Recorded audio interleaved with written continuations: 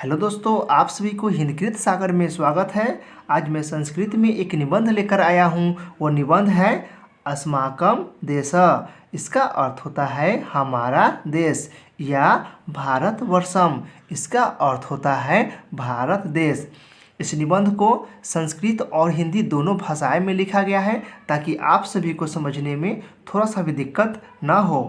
इस निबंध में संस्कृत के बहुत ही सरल शब्दों में लिखा गया है और छोटे छोटे वाक्यों में लिखा गया है ताकि आप सभी को याद करने, समझने और लिखने में कोई भी दिक्कत ना हो। इस वीडियो के अंत तक बने रहे क्योंकि वीडियो के अंत में इस निबंध में जितने भी संस्कृत के जो शब्द दिए गए हैं सभी का शब्दार्थ हम लेकर आए हैं जो वीडियो के अंत में मिलेगा। इसलिए वीडियो के अंत तक बने रहे। बिना समय की बर्बाद किए हुए टॉपिक को स्टार्ट करते हैं।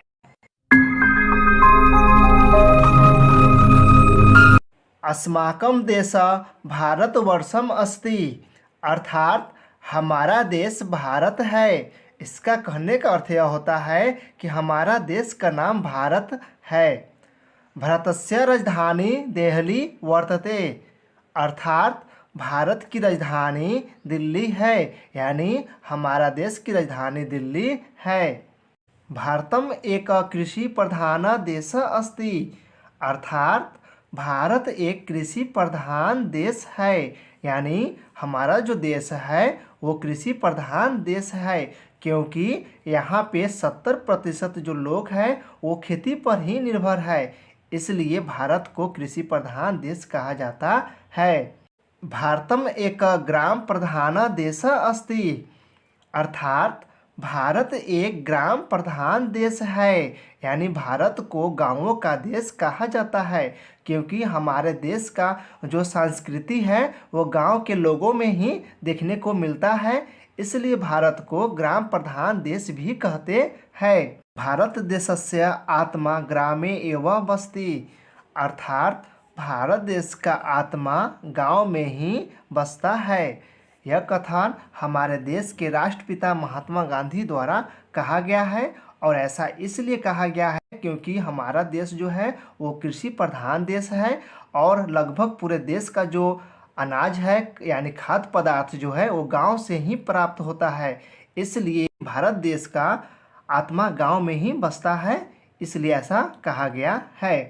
अस्माकं देशस्य राष्ट्रभाषा हिंदी अस्ति, अर्थात हमारे देश का राष्ट्रभाषा हिंदी है, यानी भारत देश का राष्ट्रभाषा हिंदी है। अत्र अनेका नद्यः प्रवहन्ति, अर्थात यहाँ अनेक नदियाँ बहती है, यानी हमारे देश में अनेक नदियाँ बहती है।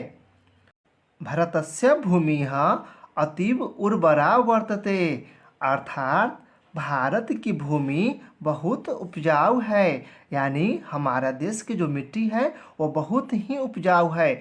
यहाँ पर कोई भी फसल बहुत ही आसान तरीक़ा से और अच्छा होता है, इसलिए भारत की भूमि बहुत ही उपजाऊ है।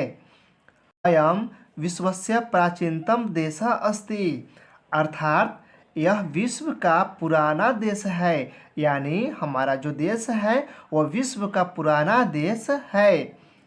भारतवर्षस्य प्राचीनतम भाषा संस्कृतम विद्यते, अर्थात भारत देश की पुराना भाषा संस्कृत है, यानी हमारा देश का जो पुराना भाषा है वह संस्कृत है। संस्कृत भाषा को देव का भाषा भी कहते हैं। भारतस्य राष्ट्रध्वजः तिरंगा यानी त्रिवर्णम वर्तते, अर्थात भारत का राष्ट्रध्वज तिरंगा है, यानी हमारे देश का राष्ट्रध्वज यानी झंडा तिरंगा है। हमारे देश के जो राष्ट्रध्वज तिरंगा है उसमें 3 रंग होता है, इसलिए इसे त्रिवर्णम भी कहते हैं। अस्मिन् देशे षड् ऋतवः सन्ति, अर्थात इस देश में 6 ऋतुएँ हैं, यानी हमारे देश में 6 ऋतुएँ पाए जाते हैं। अत्र अनेकानि दर्शनीयानि स्थानानि सन्ति, अर्थात यहाँ अनेक दर्शन करने योग्य या घूमने योग्य स्थान है। भारतवर्षे अनेकाः महापुरुषाः अभवन्, अर्थात भारत देश में अनेक महापुरुष हुए यानी हमारे देश में अनेक महापुरुष जन्म लिए हैं और देश की सेवा किए हैं। भारतस्य राष्ट्रपिता महात्मा गांधी अस्ति, अर्थात भारत के राष्ट्रपिता महात्मा गांधी है, यानी हमारे देश का राष्ट्रपिता महात्मा गांधी है। संप्रति देशस्य प्रधानमंत्री श्री नरेंद्र मोदी वर्तते, अर्थात इस समय देश के प्रधानमंत्री श्री नरेंद्र मोदी है, यानी वर्तमान समय में हमारे देश के प्रधानमंत्री श्री नरेंद्र मोदी है। हेलो दोस्तों, इस निबंध में जितने भी संस्कृत के जो शब्द दिए गए हैं सभी शब्दों का शब्दार्थ हम अलग से लेकर आए हैं। इसे देखें। इसे देखने के बाद यह निबंध याद करने समझने में और भी आसान हो जाएगा। अगर ये वीडियो आपको थोड़ा सा भी अच्छा लगा हो तो प्लीज़ मेरे चैनल को लाइक शेयर सब्सक्राइब करें। जय हिंद, जय भारत।